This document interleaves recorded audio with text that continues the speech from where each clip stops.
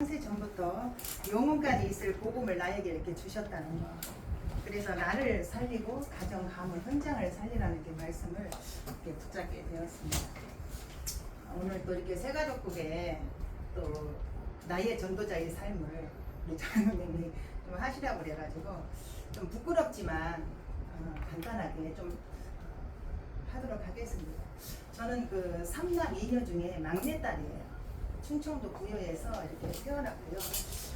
부지런하고 이렇게 좀 진실된 이런 아버지 밑에서 이렇게 살았고, 또 교육열이 강하신 어머니 밑에서 그 60년대에 이렇게 가난을 모르고 부유하게 이렇게 어린 시절을 잘 보냈던 것 같아요. 영적 배경을 보면은 그 기독교 가문, 그러니까 130년 전에 외할머니가 이게 하나님을 믿기 시작해가지고 지금 우리 이제 손자가 지금 5대째 이렇게 지금 믿고 있죠. 어떻게 보면 20년 동안은 부모님 덕으로 참 잘 살았던 것 같아요. 이렇게 뭐 베풀고 살고 또 뭐 부족함 없이 살고 이렇게 뭐 주름살이 없는 뭐 이런 어린 시절을 고등학교까지 다닐 때까지 충청도 부여에서 잘 살았던 것 같아요.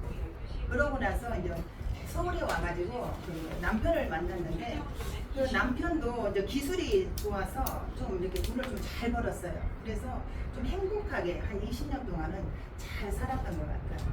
그리고 그 나머지 인생이 이제 울산에 와서 어떻게 보면 광야 같은 이런 인생을 이렇게 시작하게 됐는데 97년도에 IMF라는 것을 이렇게 맡게 됐어요. 그러면서 이게 사업이 구원 데프라인 도어라는 큰 이렇게 그 트리플 유리, 조각유리 이런 큰 사업을 했는데 IMF가 오면서 부도를 크게 이렇게 맞았어요. 맞고 나니까 남편이 힘을 못 쓰는 거예요. 왜? 우리가 이제 서울에 살다 울산에 오고 나니까 이게 객지에 어떤 그런 서러움들이 굉장히 좀 많았어요. 그래서 남편이 이제 방황을 하고 뭐 일이 있다가 2년 있다가 어떤 지인의 소개로 그 경주에 일자리를 하나 좋은 사업처가 있으니까 한 3개월 연수를 좀 해라. 그래서 그 연수를 하는 과정에 안동을 가다가 교통사고로 그 자리에서 직사를 한 거예요. 그래서 그때 그 제 나이가 한 40 정도 됐을 때 그런 거 같아요.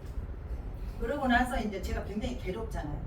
저는 이렇게 등치는 크고 이렇게 키는 이렇게 커도 이렇게 못질도 하나 못하고 정부담 하나를 못 가르키는, 그러니까 남편이 막 벌어다 주면 100원 벌어다 주면 100원 쓰고 1000원 벌어다 주면 1000원 쓰는 그냥 말 그대로 그냥 세 자녀의 엄마, 이렇게 현모양처 막 그 시절에 이렇게 잘 살았던 것 같아요.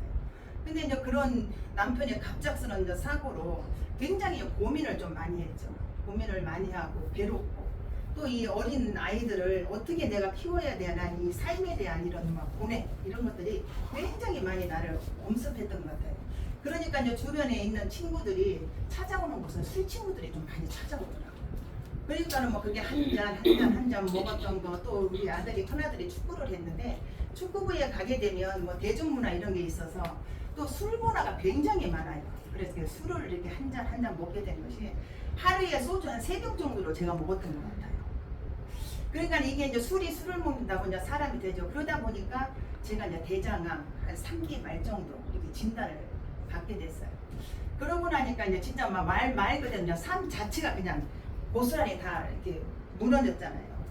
그러니까 어느 날 진짜 그 불신사 상체 6가지가 그냥 내 삶 속에 내 가정에 와 있는 거예요. 나는 그게 불신자 상태 6가지 있는 줄 모르고, 아니야 왜 인생에 왜 이런 문제가 나한테 오냐. 나는 어렸을 때도 부모님 밑에서 행복하게 누구 이렇게 해야지 하고 잘 살았고, 결혼해서도 행복하게 내가 잘 살았는데 왜 이런 내 문제가 오냐고 이렇게 내 자신을 원망하며 이렇게 살았던 것 같아요. 그러고 나니까는 우리가 이제 6가지 그 영적 문제, 이제 이게 뭐 사정없이 뭐 나를 뭐 이렇게 엄습을 하는 거죠. 이게 정신 문제가 왔는데 막 스트레스가 쌓이니까 막 못 살겠는 거예요. 거기다 대고 이렇게 싫었죠. 그러니까는 남편이 죽고 암에 이렇게 타고 오니까 이 싫었죠. 이게 사람이 내 옆에 오는 것도 싫지만 냄새도 맡기 싫은 거예요. 그게 말이 하기 싫은 거예요. 그러면서 이렇게 공황장애가 오니까 막 가슴이 탑탑하고, 그게 공황장애인 줄도 모르는 거예요. 머리를 숙여서 감으려고 하면 내가 막 숨이 터져서 죽을 것 같은 거예요. 이런 이제 삶들이 막 엄습을 하는 거죠. 그러다 보니까 뭐 60문제 이미 좀 암이 와 있고, 남편이 뭐 교통사고로 죽게 되고, 뭐 무능 막 이런 것들, 가난 뭐 질병 이런 것들이 막 60으로 나를 막 덮어버리더라고요. 결국은 그 내세 문제는 영적 대물림. 그러니까 어떻게 보니까 그 영적 대물림에서 소스라치게 놀라는 게 뭐냐면 시어머니가 교통사고로 돌아가셨거든요. 근데 그게 우리 남편에게 간 거잖아요. 그러니까 이제 후대 문제에 이제 그게 우리 후대에 이제 자녀들한테 올 때쯤 됐을 때에 우리 조카가 친정에 그 선교사로 그 간 분이 있어요. 대만에. 그랬는데 어느 날 이 복음을 좀 저를 찾아온 거예요. 내가 이렇게 아프다는 소리를 듣고 남편이 죽었고 가정이 무너지고 아이들은 지금 이렇게 돼 있고 뭐 이런 소식이 이제 친정 가문에서는 이렇게 돌잖아요. 그러니까 그냥 나를 위로하러 대만에서 나온 거예요. 나와서 이 이제 복음을 전해주기 시작을 하는 거예요. 그래서 이 복음을 딱 듣고 나니까 뭐 이 들으면서 나는 왜 이 복음을 내가 몰랐을까? 그러고서 이제 복음을 듣고 영접을 하고 나서 내가 두 다리를 축 뻗고 펑펑 울었어요. 내가 사단한테 속았다는 거.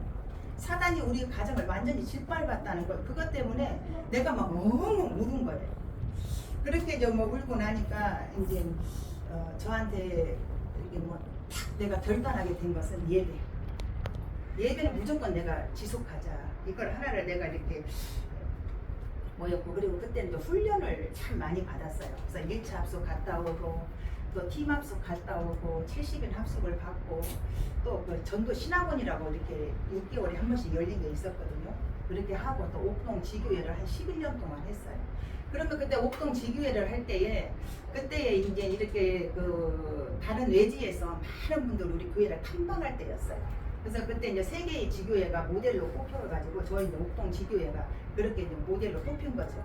그래서 이제 화요일 날이 되면은 최소 30명에서 많게는 50명까지 일주일에 한 번씩 수요일 10시 되면 모여갖고 저 오후 5시까지 이제 지교회 운동을 하는 거죠. 그때 그 제가 이제 복음을 듣고 복음 속에 들어와서 초대교회 현장에 이런 거였구나 라는 것을 좀 보게 되었고, 그때에 이미 237 나라, 왜 그러냐면 전국과 세계에서 많은 전도자들이 저희 가정에 와서 흑암을 걷고 계속 이 전도운동을 했던 장소이기 때문에 그때 시절에 237 나라를 이미 내가 보았고, 또 치유 현장이었고 서밋이 현장을 제가 이제 그때 이렇게 보게 된 거죠. 그래서 그 뭐 지교회 운동을 하면서 그 참 많은 축복을 하나님이 이제 주셨다는 것을 깨닫고 그때 이제 내가 이제 복음학교 딱 쓰게 됐죠. 그런데 이 복음 운동을 제대로 하려고 하니까 사단이 가만 안 놔두는 거예요. 그러면 이제 그때만 해도 내가 영적 싸움을 어떻게 해야 되는가? 그걸 뭐 지금처럼 이렇게 장로님이 계셔서 영적 싸움 이렇게 해라, 뭐 삼원을 이런 게 없는 거예요. 그냥 다 영적 문제 가진 자들이 오다 보니까는 서로 시기 질투하고 막 안 보이는데 서로 막 이렇게 말씀은 복음은 듣고 말씀은 예배는 드리는데 서로 시기하고 질투하고 남의 말 막 진짜 사람 하나 앉혀놓고 막 진짜 여러 소리를 하면 그게 다 귀에 들어오잖아. 이렇게 복음 운동 하는데 많이 이렇게 방해들을 하더라고요. 그래서 그 공격을 할 때 누가 하냐면 사람들이에요. 그것도 가장 가까이에 있는 사람들이 굉장히 많이 이렇게 괴롭힘을 당했어요. 그래서 저는 이 복음을 듣고 나서 인본주의 쓰는 사람들 있잖아요. 인본주의 쓰는 사람하고는 대화하기가 굉장히 힘들어요, 제가. 그리고 복음이 아니었으면 아마 이 임마누엘 울산교회를 내가 떠나지 않았을까, 이런 생각을 제가 해봅니다. 그래서 그 영적 문제 싸움을 어떻게 했냐면, 저는 이렇게 그 사람들이 무슨 말을 이렇게 하게 되면 저는 댓글을 입을 탁 다물어버려요. 그러니까 더 이상 하다가 말더라고요. 그리고 뭐 이렇게 하면은 너 왜 그래서 하고 절대로 이 사람이 한 줄 아는데도 저는 맞짱을 안 떠요. 제가 이제 그런 성품이 좀 있었는가 봐요. 그러고 나 시간이 이렇게 지나고 나니까 내 마음속에 막 외로움 이런 거, 뭐 미움, 분노 이런 것들이 이렇게 치유가 되더라고요. 그래서 내가 영적 싸움 하는 그 비법은 딱 한 가지예요. 말씀 잡고 기도하는 거. 그래서 나를 굉장히 나를 힘들게 한다 그러면은 그때 이제 제가 배웠던 것이 지교회 하면서 다니엘 6장 10절에서 22절 말씀이에요. 사자의 그 다니엘의 사자 불 속에 들어갔을 때에 사자의 입을 봉하신 그리스도께서 저 악한 자의 손, 발 막 말하잖아. 이런 걸 다 꽁꽁 묶어달라고 그리고 막 기도를 하는 거예요. 그게 영적 싸움을 하는 거죠. 왜 그러냐면 내가 그 사람하고 싸우면 안 되잖아요. 육신 싸움을 하면 안 돼. 영적 싸움을 하라고 했기 때문에 말씀을 하나 탁 잡고 집중해서 막 기도하는 거예요. 그랬는데 신기한 일이요. 3일 탁 기도했거든요. 그 기도했는데 그 사람이 병원에 입원을 하더라고요. 그래서 보름을 있다 나오더라고요. 그러고 나서 이게 탁 끊어지더라고요. 그리고 또 우리 아들이 이 게임에 중독이 된 거예요. 그때 이제 고등학교 2학년 때인데 중독이 돼서 학교 가서 8시간 외에는 잠도 안 자고 게임을 하는 거야. 미쳐 버리겠는 거야. 말로 해도 안 돼. 너무 사춘기이기 때문에. 그래서 그때 또 이제 12시 딱 되면 너 게임하는 시간에 나는 녹취할 것이다. 그러고서 막 그때는 이제 우리 카세트에 테이프가 있어. 우리 교회에서 테이프를 매주 말씀이 나왔어요. 지금처럼 이렇게 뭐 인터넷으로 하는 게 아니라 테이프를 나눠주면은 그 테이프가 늘어질도록 녹취를 하는 거예요. 말씀을 탁 틀어놓고 녹취를 하는 거예요. 8개월을 탁 했어요. 8개월을 하고 나니까 우리 아들이 무릎을 탁 꿇더니 엄마 내 마음속에 게임이 하기 싫은 마음이 생긴다. 그래? 그러면 하지 마. 그날 이후로 지금까지 게임을 안 해요. 지금 36이거든요. 그래서 이제 결혼해서 지금 자식 낳고 지금 또 둘째를 가져가지고 또 이렇게 행복하게 잘 사는 그게 흑암이 꺾이니까 되더라고요. 그런데 때 제가 또 서울에 조카를 만나러 갔는데 이 조카가 이 빛을 못 보는 거예요. 어둠에 잡혀가지고.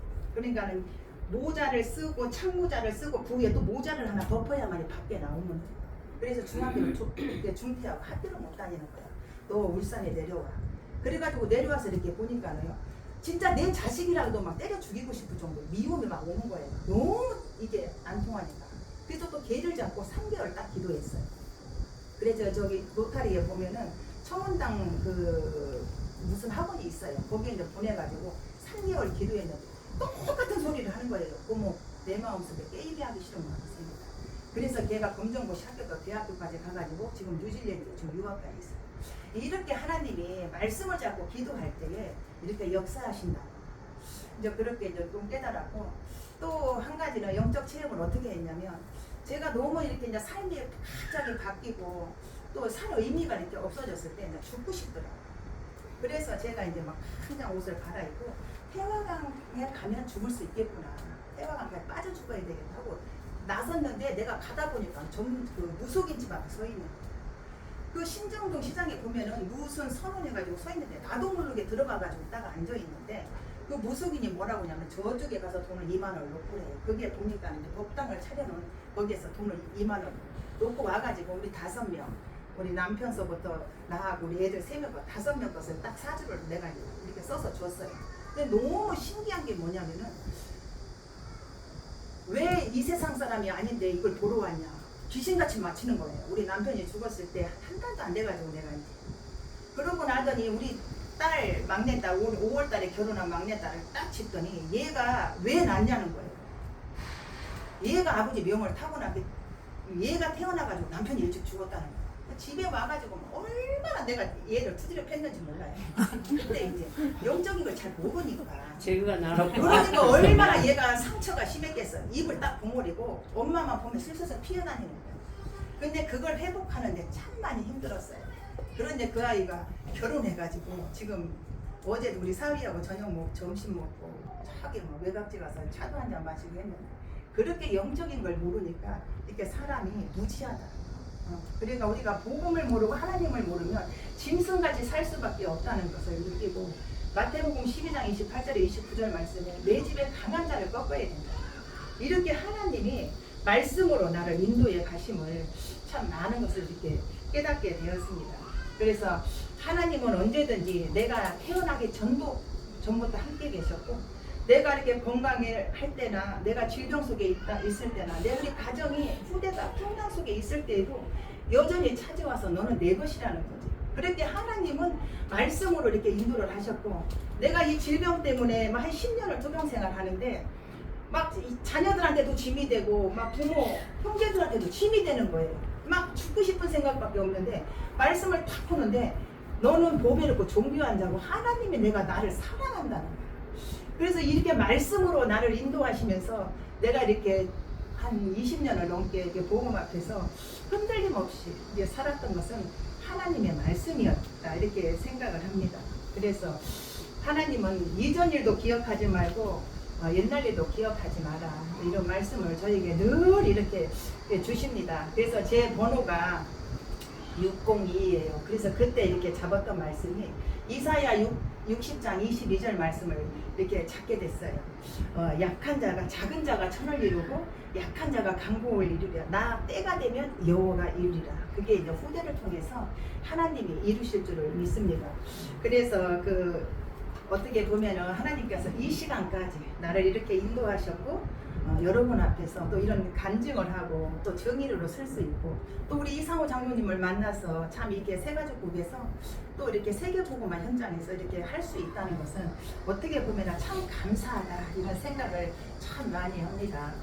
그래서 지난주 말씀에 어떻게 보면 심은 대로 거두리라.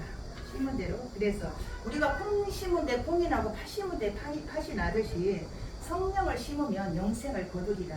그래서 내 안에 심어준 그 구원의 그 길을 잠시 이렇게 한번 해보겠습니다. 근데 이렇게 우리가 뭐 앉아서는 참 많이 해도 이렇게 판서를 써가면서 이렇게 하는 것은 참 많이 오랜만에 해보는 것 같아요. 조금 부족해도 한번 이렇게 들어주시기 바랍니다.